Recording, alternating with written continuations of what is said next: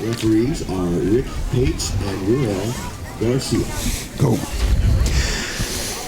The clouds have lifted and the peaks are out here at Glacier Peak High School. Good evening, everybody. I'm Nathan Murphy, and I'd like to welcome you to the Snohomish Times Sports Network broadcast. It's boys soccer tonight. Glacier Peak and Snohomish will renew the crosstown rivalry, and Ron Henthorne, a very meaningful game for the seniors on both sides tonight. Definitely a meaningful game.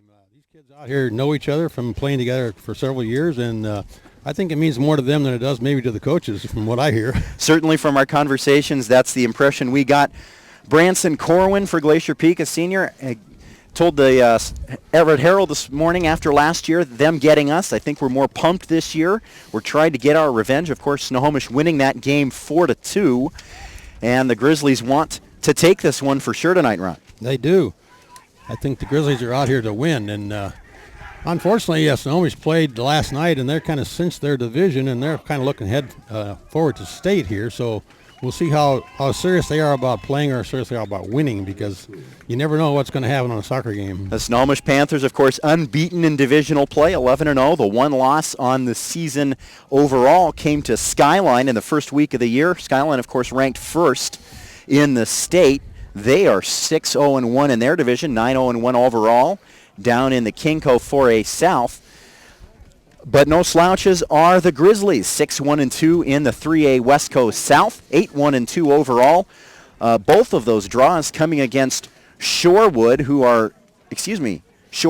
who are first in that division, and they are tied with Shorewood on 20 points, 1 point behind the leaders, so a tight race there in the South. Definitely a tight race there. So Grizzlies are well ranked in the state, I think number 2 in the state right now, and in 3A, so they're looking to maintain a great level here as they conclude their season and move on to the districts. Two excellent football clubs out here on display tonight. The lights are on at Glacier Peak. The captains are over in front of the officials doing the coin toss. The referee today is Mr. Joe Tompkins, the senior assistant Rick Bates, the junior Uriel Garcia. They will control the match today, an experienced crew for a rivalry game.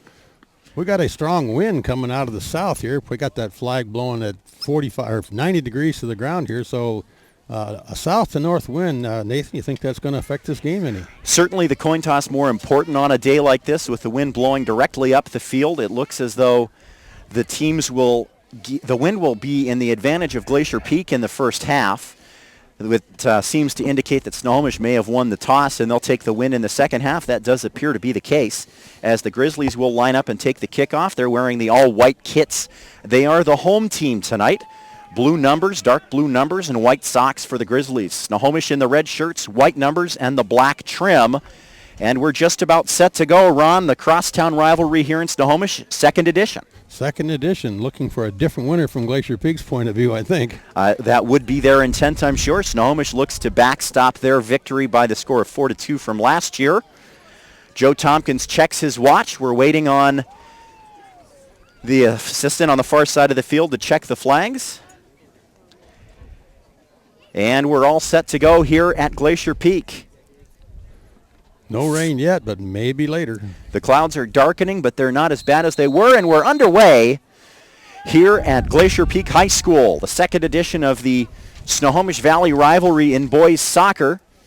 As early with the ball is Prescott for the Grizzlies, makes a nice run and tries to play the ball ahead for Steed on the right side, but it's handled easily by Peters. Just underway here at Glacier Peak. Non-conference boys soccer game that nonetheless carries a lot of meaning for both of these presumably district-bound and hopefully state-bound clubs. The ball handled by Keogh, but he turns it over and trying to control it on the far side there is Seed, but he concedes the throw into the Panthers. Nice throw down looking for Herrera. Puts a little stutter step and tries to turn it back to the middle. Well defended by Seed, making up for his turnover earlier. And the Grizzlies will press ahead. Falling down in the midfield there is Prescott, but no foul is given. And Snohomish will take the ball and move ahead. This is Herrera once again. On the outside, he has a man. Long cross coming in, but it'll be handled fairly easily there by Beardsley. Two experienced goalkeepers tonight, Ron. Backstops for their respective clubs throughout the year. Definitely.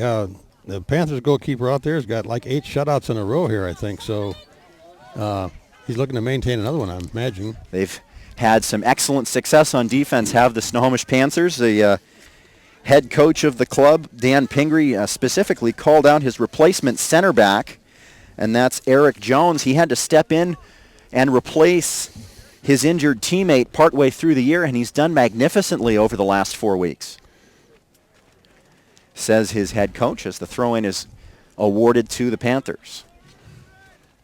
No score here, just into the 3rd minute here at Glacier Peak High School. That's Jack McCune throwing that ball over the end line. McCune's throw-in skips off a Glacier Peak player, but then off of a Snohomish Panther and out for a goal kick. We're in the early going here at Glacier Peak. The 2nd edition in boys soccer of the Snohomish Glacier Peak rivalry. Of course, it's been played in football now. That took a while. The school district making the decision early on that they didn't want these two teams to play a lot until the enrollments and whatnot had settled down, Ron. Yeah, I think that was a good decision to make. Give them a chance to get adjusted to their new schools and their new teammates. And we've got a man down in the center of the field here as Glacier Peak will play the ball out so that their teammate can be attended to. We're trying to see who this is. We haven't had a chance to see the number yet, but Joe Tompkins goes over to check on the injured man. It looks like he'll be able to stand up, and it appears that he will be replaced. Stepping up to enter the match, looks like that's Wyatt Miller for Glacier Peak. That's going off favoring a right leg. What number was it? It's tough to see. They're covering the number as they try and help him off here. Oh, it's Sam. Huh? Number 17, Sam Hersick. That's unfortunate for Glacier Peak, the senior.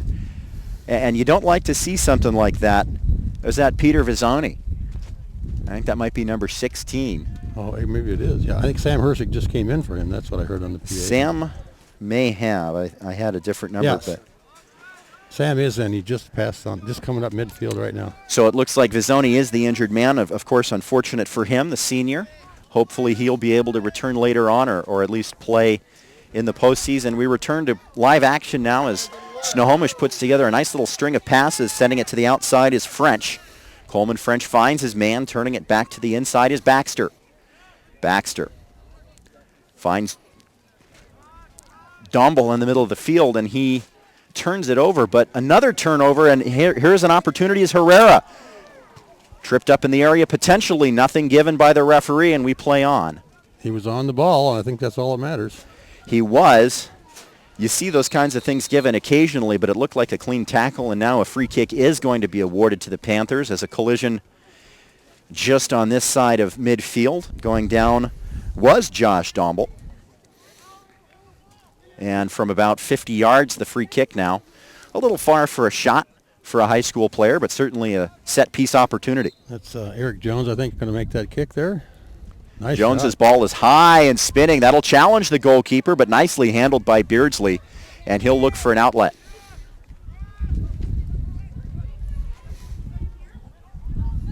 We're in the 6th minute here at Glacier